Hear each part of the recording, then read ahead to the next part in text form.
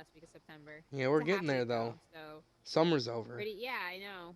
Almost the end of the year. Trick or treating's canceled this year though, so if you have kids, I'm sorry. And I know a lot of people that are going to be upset about that. Yeah, it's unfortunate. This year's been kind of a shit show, but it is what it is. Let's move on into the news because there has been a lot. Last week, Wednesday, was the Facebook Connect. Used to be Oculus Connect, now it's Facebook Connect as the entire industry went from Oculus to Facebook Reality Labs. And they had their long presentation of everything new with the Oculus devices, as well as all the things that the Reality Labs has been working on with augmented reality. Have you guys gotten a chance to check out some of the new stuff? Yeah, I got to look at most of it, at least like the AR, their what they call it, like testing glasses. They're very alpha, 0 point whatever version AR glasses that they're working on. I really like the concept. Very curious how they plan on working that out, considering it's from Facebook, and uh, I'm sure it'll be some sort of operating system or whatever that they come up with and whatnot. But I'm very excited, and then definitely plan on getting a Quest 2 probably right when it comes out, if not pre-ordering it right beforehand. Do you believe that the Quest 2 is already pre-ordered? They're already on back order, and they don't think that there's going to be a new set until like January. Yikes! Sounds like you missed out, Brian. Yeah, I pre-ordered but mine instantly. with that $100 uh cutback price, doesn't surprise me that a lot of people are trying to get in on it as soon as possible. Though I have been hearing quite a few people on Facebook talk about reasons why they plan on holding off on it and maybe want to wait for like the next version afterwards and Really? whatnot. Yeah, I don't know, various reasons. Just like the fact that, Number one has to be the battery. well, I mean, a lot of it was like the strap and like just kind of the look of it, comparing it to like a Go, like the Oculus The Go, kind of strap, more like, yeah, really? like the back strap, and just kind of like the overall build quality and They they purposely went with a really cheap, flimsy strap, knowing that like for some people that strap is all they need, but for others that are hardcore gamers, they're gonna most likely buy the Elite strap. There's an Elite strap and an Elite Plus battery strap, which will give you an extended battery to counterweight the headset. yeah, well, Interesting. it's selling it at a base price, and then you got all these accessories right off the bat. $50, $30, face plates and Try straps and whatnot. $140 for that battery pack, and it comes with a traveling case. Yeah, well, I don't know. I mean, either way, that's still cheaper than the what was it, 128 gig version of the Quest when it first came out at 500. So, That is all in true. all, I don't think that's You get terrible. a smaller, lighter headset with with the extended battery. I think it equals out to the same price. More memory. No, well, no, because the memory on the 299 version of the Quest 2 is only 64 gigabytes, so not really equivalent. But I get what your point is. It's a great buy Hmm. regardless if you are somebody that is using the Oculus Link and don't need to worry about that 2 hour battery life. But for the average user, Facebook is saying that most people only play the Quest 1 for 90 minutes at a time.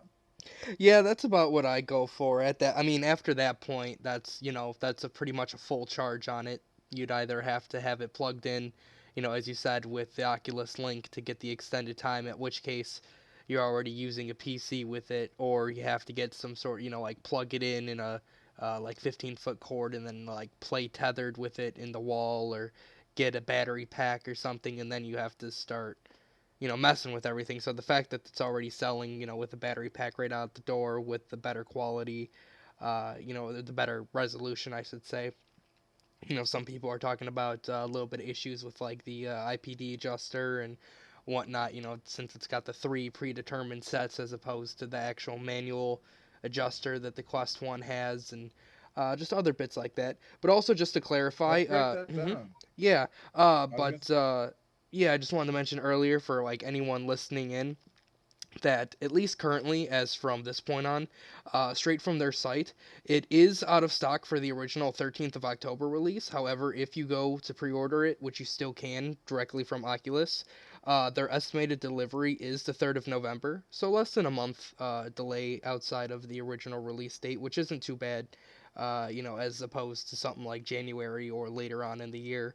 As far as any other retailers go, obviously that's up in the air, but uh, yeah, definitely a Yeah, I lot think of other people excited for it. retailers like going to stores are sold out till January, but it sounds like Oculus is banging them out and getting them out as fast as they can. So Yeah, I November can 3rd, imagine Election with Day, not the bad. stop in production of the Quest. I assume that's been going on for quite a while, considering their out of stock shortage. I'd hope that they've been spending that time, producing and trying to manufacture as many Quest 2s as they can, considering the amount of people trying to get a Quest 1 and then not being able to get their hands on it and then waiting and then releasing this.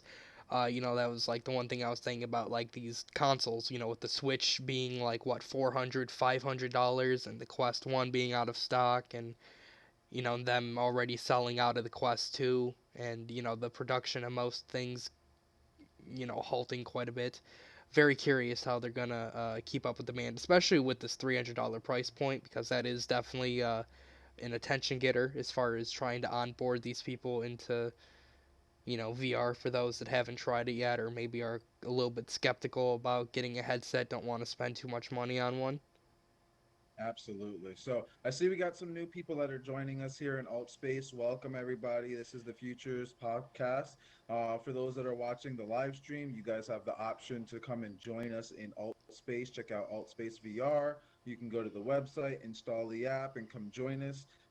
Right now, we're talking about last week's Facebook Connect, where they announced the Quest 2, as well as a bunch of other products that they've been working on. We touched a little bit about some of the specs and the stuff that's going on in the Quest 2, but one of the things we didn't touch on was the fact that the Quest 2 is coming with Wi-Fi 6. I think that's really interesting. So if anybody has, Wi-Fi in the home, you probably have seen like the 2.4 and the 5 gigahertz network.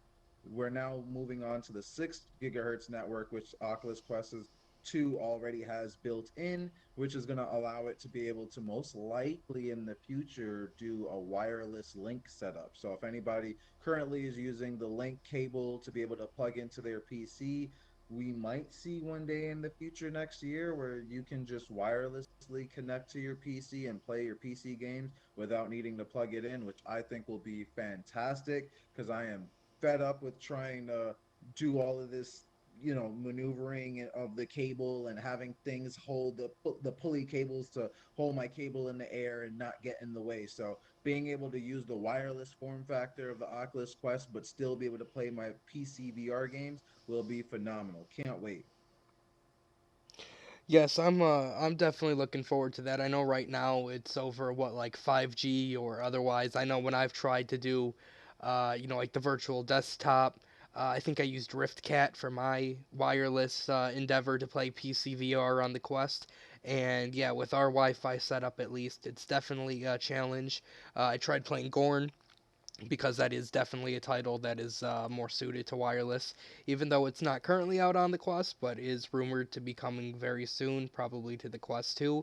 But nonetheless, even directly next to my router, the Wi-Fi was very shoddy, and I very aware the fact that some people have really good internet, other people maybe can't afford it or aren't in an area that has good service or a good provider, or maybe it's just too expensive where they live, or whatever the case may be. So hopefully something like this is going to, kind of make it a little bit more, easier, kind of like playing Xbox or PlayStation, where, it's just, it's still smooth, just straight over Wi-Fi and actually playable.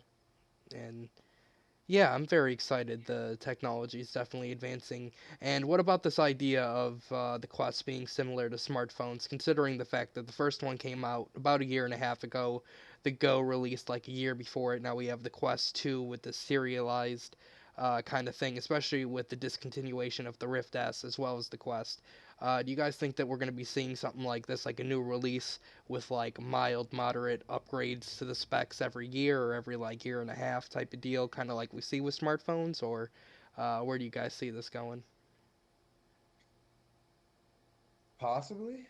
I mean, the Quest One came out a year and a half ago. Mm-hmm. From John Carmack's talk, they were aiming for the Quest Two to come out earlier this year, but it wasn't ready yet, so they're aiming for the holidays and coming out at October 13th. I don't think that's a bad target date. No, So not about a at year all. and a Like half. 2 months before Christmas, definitely a good year to get in, or a good time to get in the year to sell out. Absolutely. So I think that if they keep that trend, maybe 2022 in the middle of the year, we might have the Oculus 3. It's possible that they could possibly get it out there before in 2021, but honestly, I don't think it's going to be that big of a upgrade unless they wait a little bit longer. So we'll see. I'm really curious to see what's going to happen as they get the newer set of XR the VR chipset. I know that they surprisingly was able to get that new chip in the Quest 2 just in the nick of time. So I'm really curious to see what the time frame is going to be. But since we're already talking about virtual reality, let's talk about some VR games. There's been a lot of games coming out recently. One of the games that I'm really excited for comes out this Friday. Been waiting for it for the longest. It's called Solaris Off-World Combat. I'm really excited for this first person shooter. It's PvP game, four on four. You guys can go check out some of the YouTube videos. BMF and a bunch of the top VR game streamers have been playing Solaris all this week and doing a bunch of videos. I'm really excited to check that out on Friday. So if you guys come out and check out VR Game Night this Friday, if you pick up Solaris, you can join me. I'll be live streaming as we play Solaris Off-World Combat. Yeah, I'm definitely looking forward to it. And then I saw as well we got the official scoop of the upcoming release of both the Climb 2 and Population 1, which I know I have personally been looking forward to for quite a while, at least a year now. I know it was expected to release on the Quest some time ago, and now we're obviously seeing it on the official box for the Quest 2, so a little bit later than they were originally planning.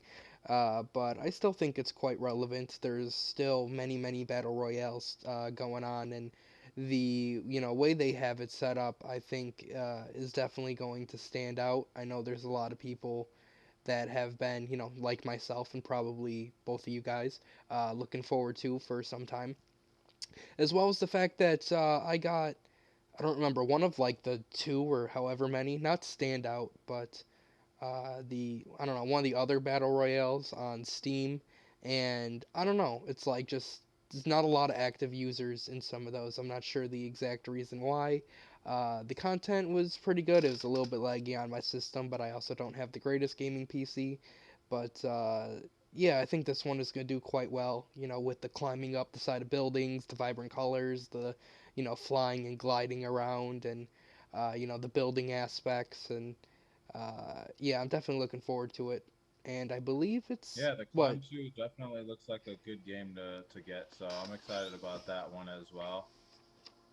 I saw on the store page. It still says single player. I really wish they'd add some sort of like co-op or multiplayer mode on it. I think that would definitely drag in a lot more players to actually purchase it. I know it's like the one thing that's been stopping me versus like Climby, or some of the other like mini games and VR chat and whatever in Altspace, where you go and climb up these giant skyscraper buildings, and you can do it with friends and whatnot, because it's a beautiful game and it's very vibrant, but it's just, I don't know, it seems very lonely, especially for $30 to just go and climb on the mountainside.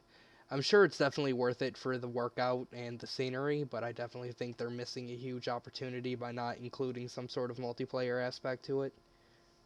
Speaking of multiplayer, next month we're gonna get multiplayer Beat Saber. I'm so Yes, yes, excited. yes. 5 person back to back. I just started getting back into it today. For just the activity, and it's been, I don't know, at least a month, almost two, since I've dipped my toes into it. And now that multiplayer's coming, you need to, grease the wheels and Step get my myself game back up. into it. Yeah, to I hear you, brother. I'm gonna play some later on today too. So let's move on from VR. So much VR news. I'll jump into cloud gaming news. There's been a bunch of new releases, both on GeForce Now as well as Google Stadia. Uh, both services really scaling up. We also had the full official commercial release of Microsoft's Project X Cloud. I think they're dropping the project, and now it's just called X Cloud. Dropped on September 15th. From what I'm hearing, even with the official release, there's still a lot of bugs. It's still dropping, a lot of frame rate drops. It's not the best service, but supposedly it's due to the fact that it's running on a bunch of Xbox One X's, and that come next year they're gonna do a performance upgrade by switching from the One X to the Series X. So we'll see if that creates a significant difference. I might actually just check it out just to see if it's worth my time. There was a bunch of games on Xbox X Cloud that I really want to finish, but it wasn't bearable on the connection. And I have a fast internet, and I just could not do it. Watched a lot of other YouTubers who also have a really fast internet. People that got Google Fiber's 2 gigabit speed still couldn't play it. I was like, nah, it's not your internet, guys. It's Microsoft. Their service is trash. So hopefully they upgrade it and it gets better. I'd love to go back and check it out. Another service that's out there that's been trying to now step up and realizing, oh crap, we were the first one to get here and everybody else is surpassing up. PlayStation Now. They've been out for stupid long. They bought two of the oldest cloud services, Gaikai and OnLive, and they're still at the bottom when it comes to cloud gaming. I got on this weekend, tried some games, tried some Red Dead Redemption 1 on PS Now. So much of a lag. I have a really good internet speed. I know it ain't me. Their service sucks. PlayStation, Microsoft, fix your cloud services. All right, enough of the cloud streaming news. Moving on from that, what's going on with blockchain gaming? Yeah, they got a few things going on. First of all, we have Pizza Heroes having their closed beta start. I think it says, yep, October 1st. That one's been in development for quite a while now, at least a year. I've been watching it. I don't remember exactly which blockchain it's on. I believe Tron. I could be wrong about that. It is an action multiplayer team arena game, and it's very interesting. The graphics look good and the combat looks good, but a lot of the characters is just, I don't know. I find it very unique. They're all kind of like furry looking, like hybrid animal people, animated character like creatures, and I don't know. It seems interesting. It's, Yeah, it's yeah, very odd. They put a lot of aspects on like the character customization, and it's very vibrant. And like I said, the gameplay looks pretty good. I'm very excited to try before it. you before Hmm. you move on to the next game, Annalise, I know you had some really cool people here this week, the last couple of weeks for your Crypto Mondays, as well as next week's Mondays event. Can you tell us a little bit about the blockchain gaming speakers you've had? Yeah, so this week I had Mandel Duck. He is a contributor for ZBD or Zebedee, if you're from England, which is a company that focuses on building beta games and inhibiting micropayments into games. So basically, picking up Satoshis while you play. And right now they have a bunch of battle royale events for a game called um, Mint Gox. So it's for their Bitcoin Rally, I think it's called the game. And basically, you go around playing a game kind of like Mario Kart, and you collect Satoshis, and it kind of speeds up your cart. So while you play, you collect Bitcoin. The second game that I'll be interviewing next week is going to be Satoshi Games, the founder of Satoshi Games, which is Carlos. And he is a contributor for Light Night. Light Night is a very highly anticipated game in the space right now. A lot of people are waiting for Light Night to officially come out. But basically, Light Night is like Fortnite, but on the blockchain, and you also earn Bitcoin while you play. So, just that. Exciting stuff. Can't wait. Some great talks over the last couple of weeks. Keep doing the good stuff. All right, Brian, what other blockchain games we got? Yeah, as far as blockchain gaming news, we have the first annual NFT Awards coming up soon. December 9th. It is organized by Engine and DEA. Don't know exactly who they are. I don't know if either of you have heard of that project before. But yeah, this is the No. first ever non fungibles award. It'll be streamed officially from their Twitch channel. I'm gonna assume the Engine channel. Yeah, it's got nomination process, a whole bunch of people. Uh, Sony's, would say, former CEO, counselor to the Bank of Japan, lead of the Microsoft Azure development engagement, and manager of the Azure Heroes initiative. So some from Microsoft, Sony, bunch of high end people. Very interested.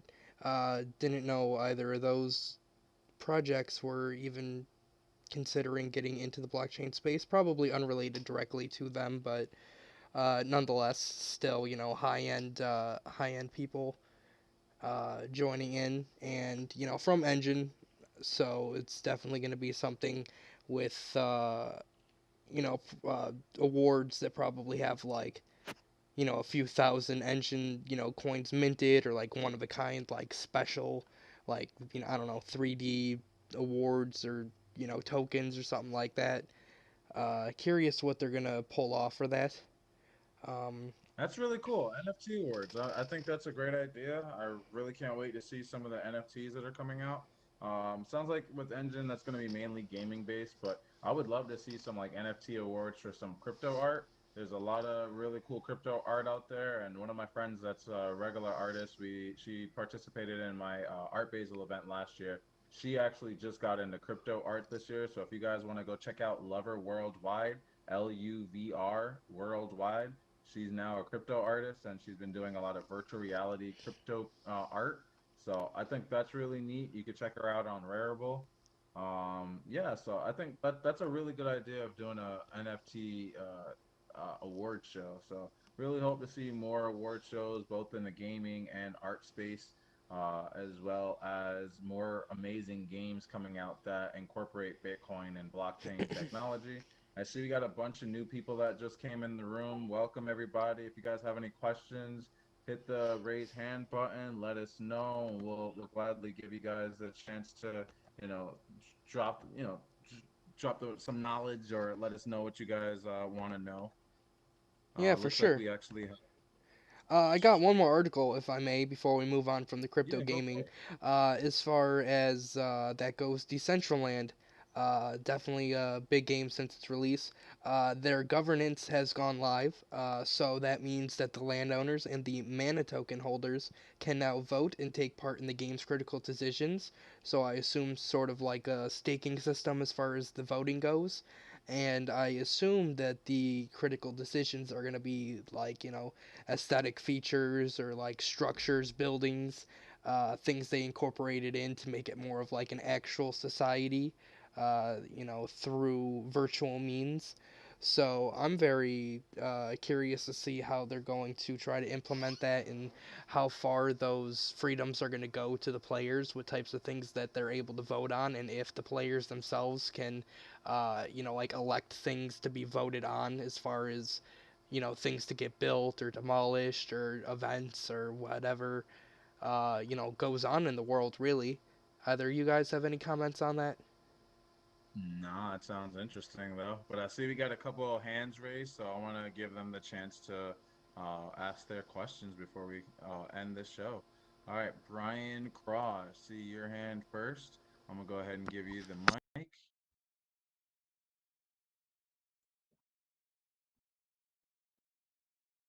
Brian, Can you hear me? I Oh, can. you can hear me? Yes, sir.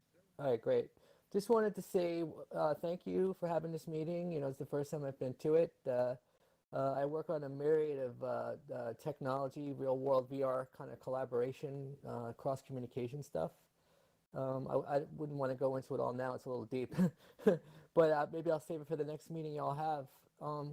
But is this meeting more about uh, um, uh, VR and crypto stuff and gaming, or is it more just futurist technology in general? Everything, all of the above.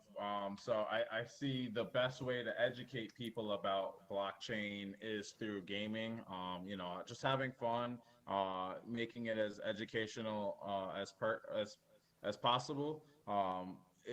It can be boring to some people, setting up a wallet, going through all of those steps. Right, It's not all that engaging. So making it fun and making it so that way the tech is kind of hidden in the background right, is one of the best ways to really get people involved in the blockchain space and really grow adoption. But there all sorts of tech is welcome. We talk about like cloud gaming. I really am interested in that technology as well. right. With Google Stadia, Nvidia, GeForce, all of these different platforms that are out there. And it sounds like we have some background noise. It might be me. I don't know. Let me just make sure my mic is the right one. Stand by. Sorry about that. All good. I was just more like, yeah, I think it's good. I was just more about like, I use technology and art together to sort of help create visual stuff, either sculpture, VR, or whatever the medium is, to help digest really complex scientific idea, like quantum physics and things like that, and make it more Awesome. fun. So, uh, I really appreciate what you guys are talking about. And the blockchain is very important now, especially for the way our future is going. But like, do you guys have this meeting weekly or?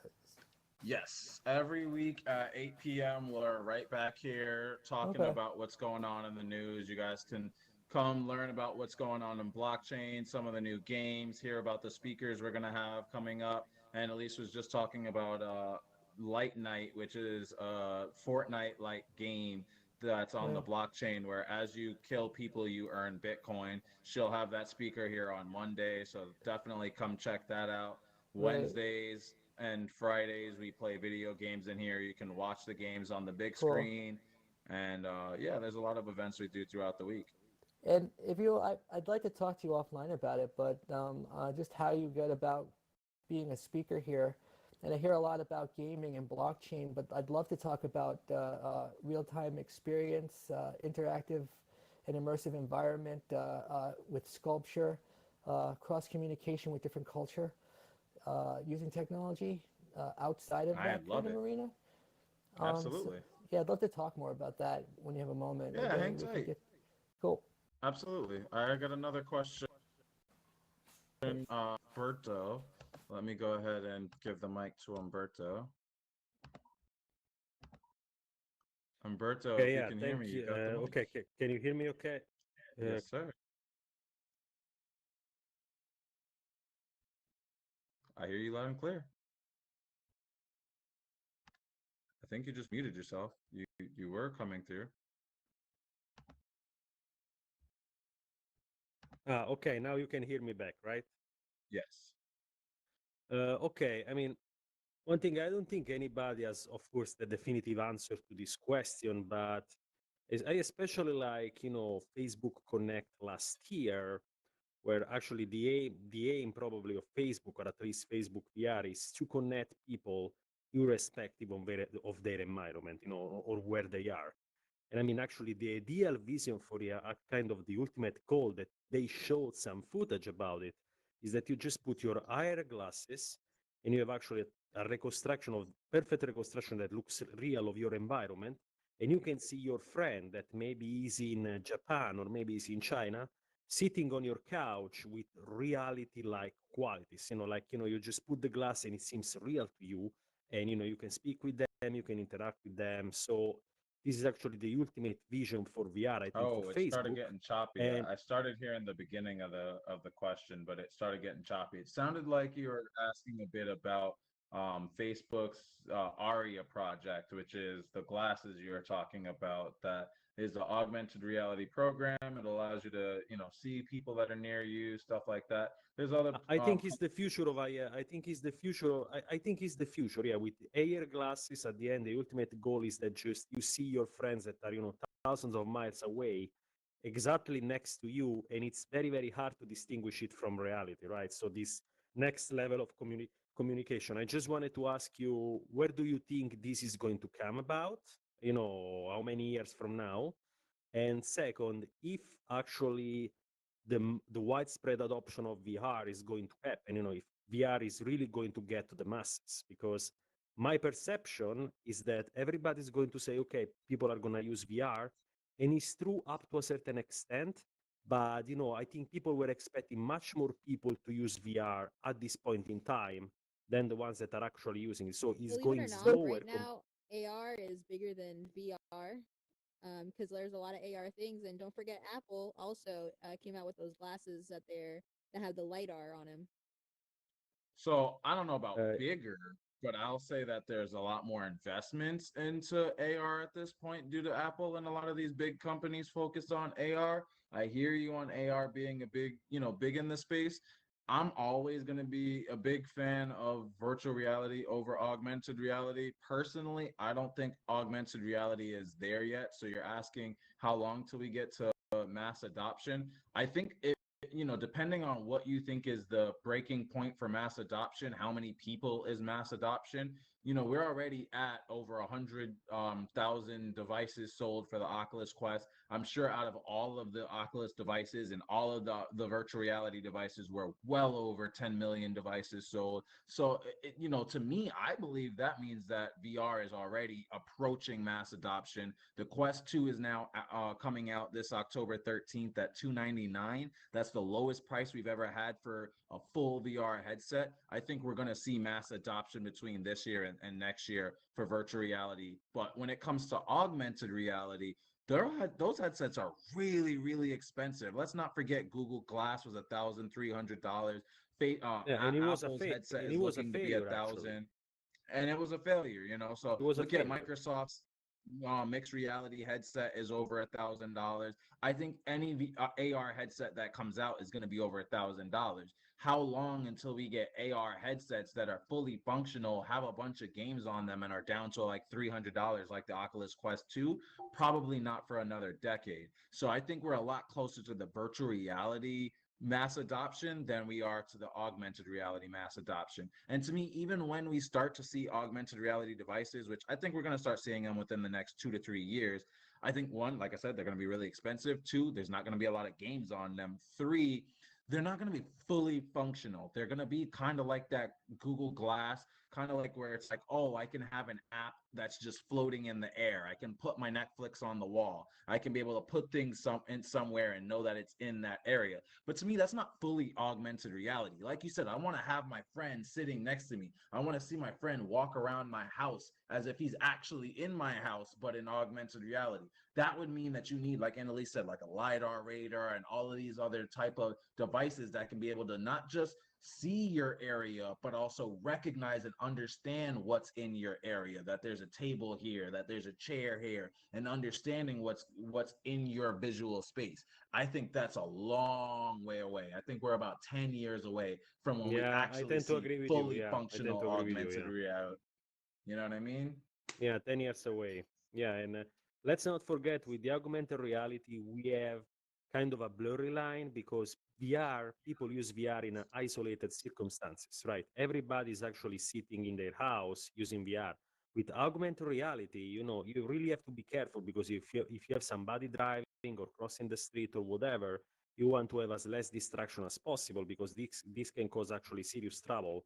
And I think this is actually something, one of the reasons why Google Glass failed is because people were distracted by this augmented reality and were unable to focus on their surroundings. So I think this is a huge issue that we also have to address. I'll disagree with that point, because of the fact that if Mm. you looked at the Google Glass, it wasn't in your eyes. It was above your eye. It was kind of on your eyebrow. So it wasn't something that was in the way. I think that the main reason why Google Glass failed was one, because it was really early. That came out in 2013. Two, because it had a camera on it. And we were just starting to get into the whole privacy talk and having always Yeah. on cameras and all of that. So I think that's what was a main thing. I think if Google removed the camera and started with camera-less glasses, maybe they would have gotten more people adopted, came out with some good applications, then add a camera until a later adoption. I think it would have already had a market. They would have already had apps. They would have already had an ecosystem. They screwed up by putting the camera in there really early, and we just weren't there yet. Yeah, I think I agree. Thank you. You're more than welcome. And if anybody else has any questions, go ahead and hit the ask question button, raise your hand button, and I'll go ahead and give you mic access. It looks like Island Nick is up next. Let me go ahead and give him the mic. Go for it, buddy.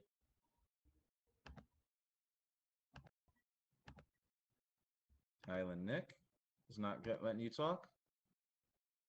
Says it's awaiting consent, so you should just be able to click the mic button and be able to talk. Yeah, can you hear me? Yes, we Yeah, can. it's this hitbox. This hitbox is stopping me from touching the thing. Um, so that was really interesting.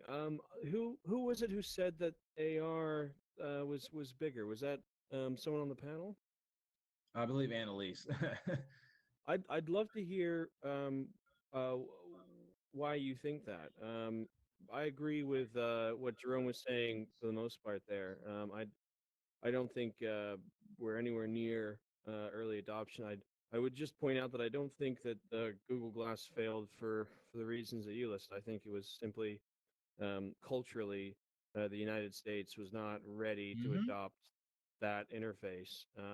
Whether we're in that same position now after COVID, I don't know, but I do think that companies like Facebook will have, by the time they're ready to release, done the research required to make sure that their products get to the market in a form factor that allows for mass adoption.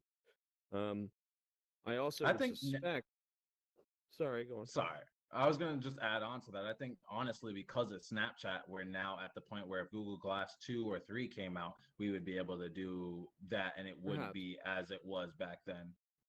perhaps. I don't know enough about it to say, but I do think that certainly if there was a company who was going to be able to do it, it would be either Apple or Facebook, and I would put my money on Facebook simply because they have more data on the subject now. I was wondering whether you is there first of all, is there a subject for discussion here, or am I free to just ask a Open question? mic. Yeah, it's open mic. Awesome. But real quick to address your question. So Yes. AR theoretically is bigger than VR. Not as a functioning headset, not like, Magic Leap or any of those, but in terms of filters and making walls around you Ah, animated apps. Yeah, I like Instagram and AR is way, gotcha. way, way, way, way more used than VR is Yes. for that Yes. reason.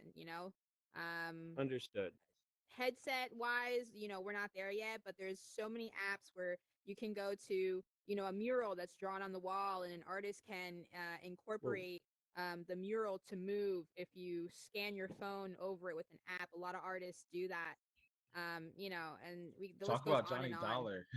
his Yeah, there's AR actually art. one of the paintings in the other room here. There's a artist. He's a crypto artist, and he used, I think, Live Art was the app. yeah. You scan the painting, and he comes up. The painting starts moving on your phone, and then there's a story that comes after. It's just there. Um, yeah, no, I think that's a really good point, and I think that it specifically ties into why Facebook is in such a good position right now because I don't remember the name of it. They have a platform for developers to produce their own AR filters for things like Snapchat and Instagram. Um, and so, yeah, right. I think you're probably right, and that was a very good point to raise. That these platforms that are being developed now are laying the framework for what's going to soon be in their Project Aria product line. And Hmm. I think that out of all the companies on the market right now, Facebook is just, frankly, they're all in, and they seem to be doing really good job at making their dream of a billion users in VR or AR a reality. Um, what do you think about the privacy concerns and how that relates to broader adoption? Um, Specifically, obviously, I'm talking about the requirement to use a Facebook account when using the new Oculus product line. Do Brian, you you want to think grab this one? Sorry, what I now? guess not. I said if you want to grab the news. I'm sorry, I missed the question. I was checking or well, let closing me, notifications. assuming I'm not hogging everyone's airtime, again, I don't know what I did wrong there. I keep going back up here again. Um, Sorry. Uh, Perhaps it'd be helpful if I just, uh, oh, that's why. Gotcha. Um, Oh, did if you I want? I talk, think. Hold on. Let no, that's, me give you stage access. That's what you need.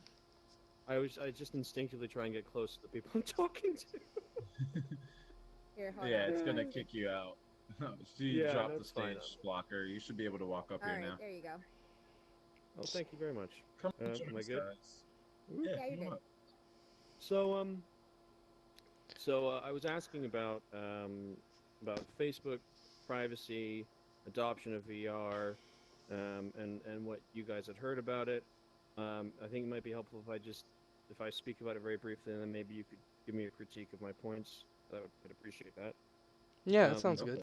so my view is that generally speaking, the general user base, has a very poor understanding of privacy, and how it relates to the business model of companies like Google and Facebook and even Apple to an extent.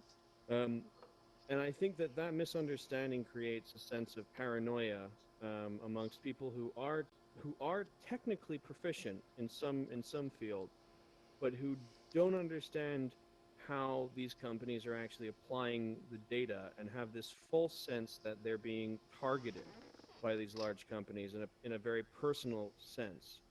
And I think from my conversations I've had on Altspace and elsewhere, it's that fear that it's their personal data they're worried about, regardless of the fact that most of these companies now, as a result of regulatory action in places like Europe, etc., they anonymize the vast majority of data anyway, and they're focusing on the aggregate. They're looking at statistical models Hmm. to try and figure out behaviors such that they can market to people more effectively.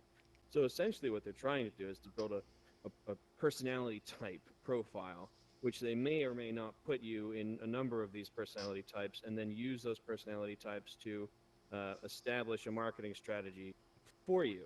Um, Hmm. Now, do you think that the average user, aka not someone who's an early adopter, who's had a Vive since 2016, or someone who's maybe picking up the Quest 2 after having their grandchild show them the Quest, do you think that the average user is going to be worrying about that, or do you think that that's something that only a very small proportion of people are worrying about? And if you think that, do you think that's a positive thing, or do you think that's reflective of a level um, of ignorance is a strong word, a level of misunderstanding that should be corrected somehow? And if so, is there a clear way that we can work towards that as a community? Um, Basically, I want to know whether you think that the Facebook business model is good for the VR community or bad for the VR community, and why. Yeah, personally, I can only talk about the knowledge that I know, and as far as Facebook and the whole VR ecosystem goes, I know that at least people have some reason to be skeptical about at least part of what they have planned. Because take for example Horizons, their upcoming kind of Altspace ish VR social platform. They are going to It's be amazing. recording everybody's gameplay. So for example, if you have a issue, say someone comes up and is harassing you, calling you names, bugging you, or doing something that otherwise, you don't very much like and need to report to Facebook. They will, go back and it'll be like a section of recording will be sent to them of the situation, and then like 30 seconds up to I think like a couple minutes before the situation, just to see what led to the confrontation and then the situation, so they can figure out how to deal with it and how to proceed with it. And in that regards, it really, I guess, depends on the type of person. Some people that just want to use it, as like a social platform, see friends, hang out, whatever, they're probably not going to have to worry too much about it. I don't think, at least at this current point, we don't know how, rules and regulations are going to evolve as the technology moves forward, that Facebook is going to try to get too invasive on players, especially trying to, keep around such a large, market, having like, owning Oculus and all of that. But, as far as those that are, going in, trolls or maybe other people that want to, mess around, joke around with people, and try to pull pranks or something, or otherwise, people that, on like the I don't want to say skeptics side, but those that just aren't fans of like the idea of like the big company watching over them, and Big thinking brother. about, yeah, like, Big you're Brother. playing the game, trying to talk to your friends, and having that lingering idea that like, hey, this is all being recorded. Somebody could be watching my gameplay right now. They could be, peeking in, seeing what I'm doing, who I'm talking to, my private conversations, all live and whatever happening.